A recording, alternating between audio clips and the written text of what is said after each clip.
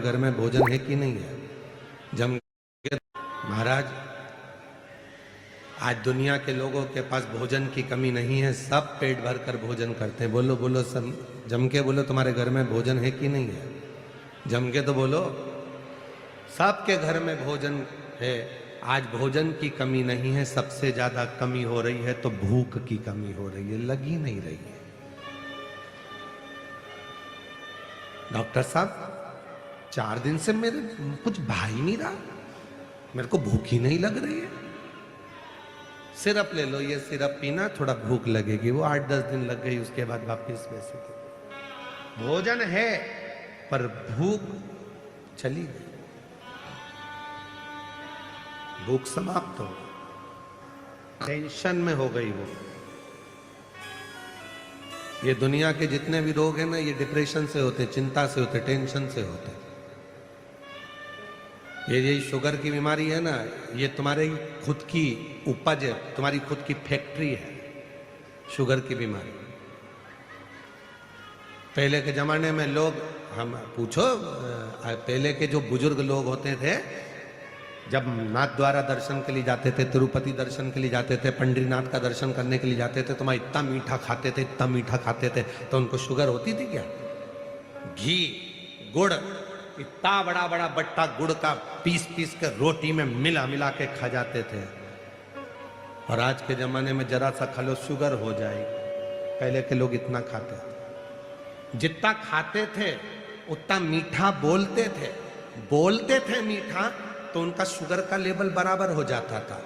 अंदर शुगर जाती थी और मीठा बोलते थे तो शुगर बाहर आती थी। आज के जमाने में आदमी शुगर खा तो रहा है, मीठा खा रहा है, पर मीठा बोल नहीं रहा, तो वो जीवान से शुगर बाहर नहीं आ रही, तो वो नस में घुस गई, वो ब्लड में चली गई, और ब्लड में गई तो वो शुगर की बीमारी हो गई। खाओ मीठा, पर मीठा बोलो तो सही। भाभी जी कैसे हो, काका जी कैसे हो, मामा जी कैसे हो? मिठास इतनी जीवान से निकालो कि वो शुगर तुम्हारे ब्लड में ना जाए, तो शुगर लेवल में रहेगी। शुगर लेवल खा तो रहे हो पर निकल नहीं रहे।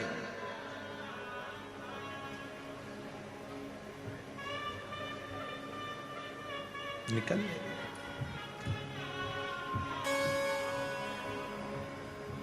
पति पत्नी से कहता है, थोड़ा मीठा बोल लिया कर। पत्नी पति से कहती है, दिन भर दुकान से आते हो, ऑफिस से आते हो, काम से आते हो, इतना चिड़चिड़ घर में करते हो, थोड़ा मीठा बोल लिया करो। गई का सास बहू से कहती है, बेटा तू इतने अच्छे परिवार की, सब कुछ अच्छा, खूब काम करती है, तो खूब बहू इतना काम करती है, इतना काम करती है, पर सास से पूछा जाए कि तुम्हारी बहू कैसी है? बहुत जोरदार गुरुजी, इतनी बढ़िया बहू है, सवेरे जल्दी उठना, काम करना, ये करना, वो करना, सबको चाय नाश्ता भोजन, कोई आया तो आतिथ्य सब करती है। फिर दिक्कत कुछ, बस केवल एक चीज खराब है, जीवान खराब। पूरा महीना अच्छा बोलेगी, एक हफ्ता अच्छा करेगी, पर वो जीवान से न जाने क्या बोल जाती है, उसे सुझ नहीं देता। मुझे तो लगता कोई बाबा माबा लग गया इसको, इसकी जीवान ठीक नहीं। बस सब काम अच्छा है, उठेगी, बच्चों को पढ़ाएगी, खिलाएगी, सब कुछ करेगी, कपड़े भी धो देगी, तुम्हारे लिए भोजन मिला देगी, चाय भी बना देगी, सब कुछ कर लेगी, सब करेगी, पर वो जीवान। भोजन है पर आज के व्यक्ति के पास में भूख नहीं है, क्योंकि वो चिंता में जी रहा है। और शिव महापुराण की कथा टेंशन से मुक्त करती है, चिंता से, टेंशन से। जितनी भूख तुम्हें घर में नहीं लगती, उतनी भूख तुम्हें कथा में लगती है, उतनी भूख लगती है। घर पे तुम 2 रोटी खाओगे और पेट भरा जाएगा, पर किसी भंडारे में, कोई भी भंडारा हो रहा हो, हनुमान जी का, राम जी का, दुर्गा जी का, पंडरीनाथ का, हरि विठल का, शिव पुराण का, कोई भी भंडारा हो रहा हो, मैं इतना मन लगेगा कि 2 रोटी की जगह 4 निपटाओगे, और एक्स्ट्रा माल अलग, चावल भी आन दो, मीठा भी आन दो, नमकीन भी आन दो, चलने। क्यों? टेंशन मुक्त हो। घर पे रहते तो चिंता रहती, यहां काय का टेंशन। उठेंगे आराम से, रात को 11-12 बजे तो हम लोग शिवरात्रि का एंजॉय करा, खूब नाचे कूदे आनंद किया। अब उठे हैं, उठ के फिर आराम से सब काम होगा और बाबा पर भरोसा कर कर आश्रित होगा। तो भोजन तो सबके पास है पर भूख नहीं। और आपसे एक बात और पूछें, आपके घर में सोने के लिए बिस्तर है कि नहीं है? जम के बोलो जरा। सबके घर में बिस्तर है ना? बिस्तर सबके घर में। डनलप के गद्दे भी हैं, किसी के यहाँ चिफोम वाले गद्दे भी हैं, मखमल का कम्बल भी है, एसी भी, कूलर भी, पंखा भी, सब कुछ है, पलंग भी है, बिस्तर भी है, पर नींद कहीं चली गई, आती ही नहीं। भोजन है, भूख चली गई, बिस्तर है, नींद चली गई। डॉक्टर साहब मुझे नींद नहीं आ रही है,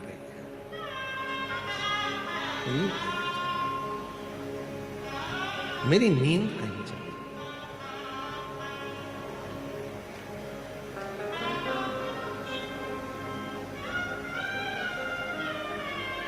महाराज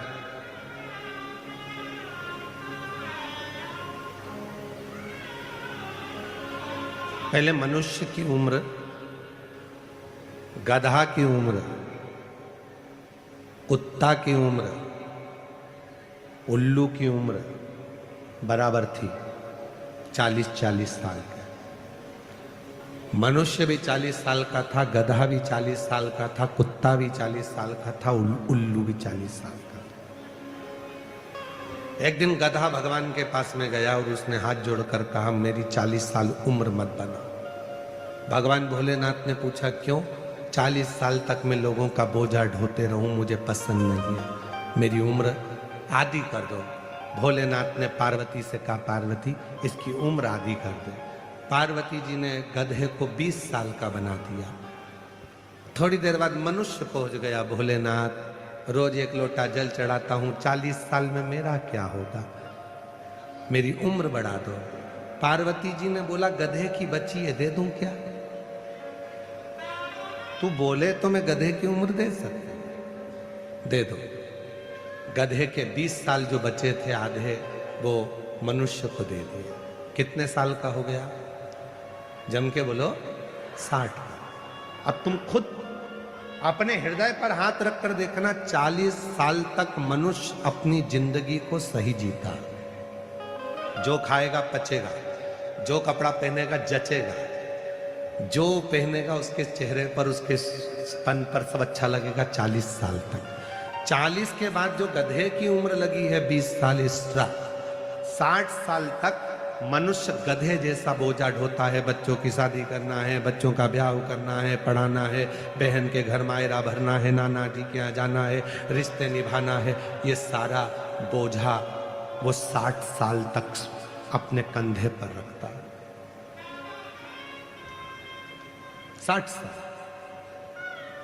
थोड़ी देर के बाद कुत्ता आ गया भगवान के पास में, भोलेनाथ मेरी उम्र 40 साल तुमने कर दी, मैं लोगों के दरवाजे पर बैठा रहूं, भौंकता रहूं, चिल्लाता रहूं, ये मुझे अच्छा नहीं लगता, मेरी उम्र कम कर दो। भोलेनाथ जी ने कहा, कितनी कम कर दे? बिल्कुल आधी कर दो, आधी कर दो। कुत्ते की उम्र 20 साल कर दी पार्वती जी ने। थोड़ी देर बाद मनुष्य फिर आ गया, बाबा 60 साल में मेरा क्या होगा? पार्वती जी बोली, कुत्ता की बची है, चले ले जा, 20 कुत्ते की जोड़ दो, कितने का हो गया? जम के बोलो, 80। कुत्ता कहां रहता है?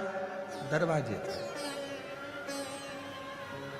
कुत्ते को भोजन कहां दिया जाता है? दरवाजे पर। रखा कहां जाता है? बाहर।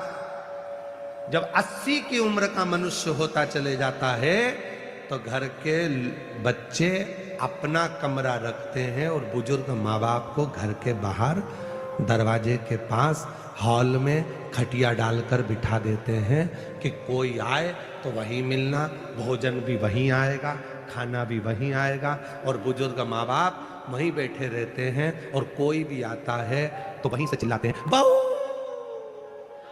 वहीं से चिल्लाते, वहीं से आवाज लगाते हैं बहू बहू बहू, वहीं से।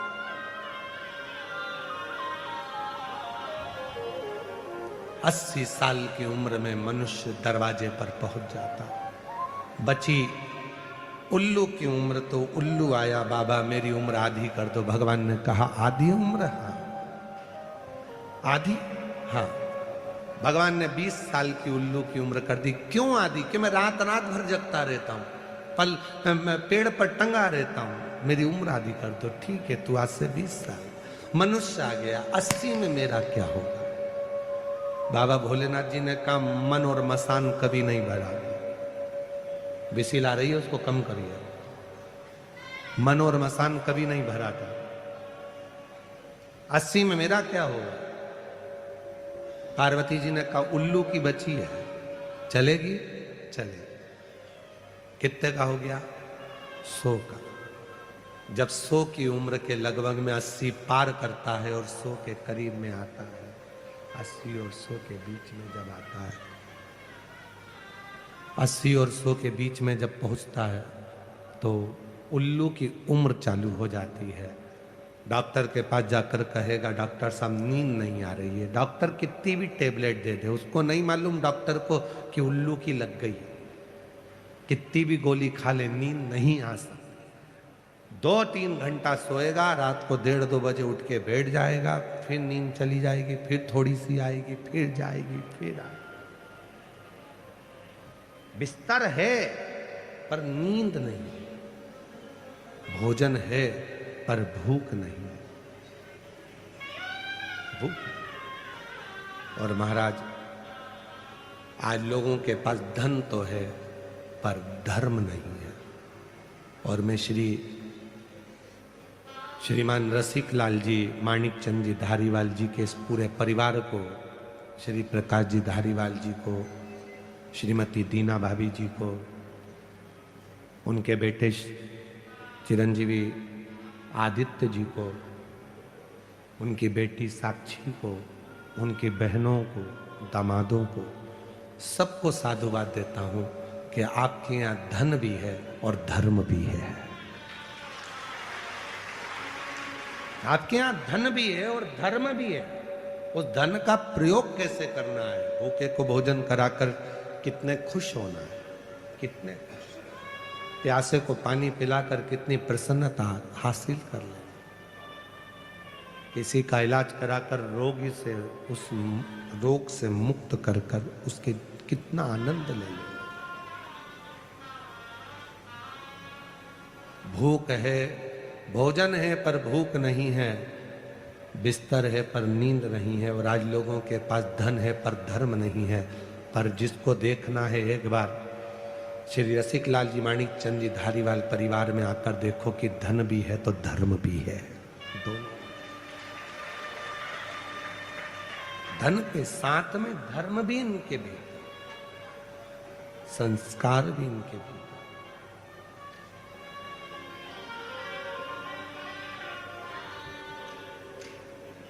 और जब धन के साथ में धर्म रहता है तो जीवन का सारा सुख, सारा आनंद, जीवन का सारा सुख अपने आप प्राप्त होने लगता है, अपने आप। आज व्यक्ति कमा रहा है पर अपने ऊपर खर्च नहीं कर पा रहा। और शिव जी ने बहुत सुंदर कथा में वर्णन किया है। शंकर जी की कथा कहती है कमाओ पर अपने ऊपर खर्च भी करो।